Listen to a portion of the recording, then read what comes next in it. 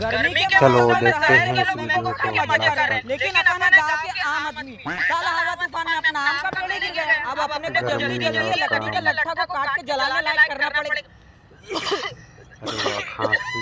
अरे भाऊ खसखस खसखस कर रहे हो, मेरे को खांसी वाले से बहुत काम और इरिटेट होता है। ये लो 2 घूंट मार लो मेरी बात से। अबे इससे क्या मेरी खांसी चले जाएगी? इससे मेरे दादा के हाईवे किनारे की जमीन चले गई, इससे मेरा आधा करियर चले गया और मेरा दादा भी चले गया। तो तुम्हारी खांसी क्यों नहीं जाएगी? खांसी क्यों नहीं जाएगी? हाँ?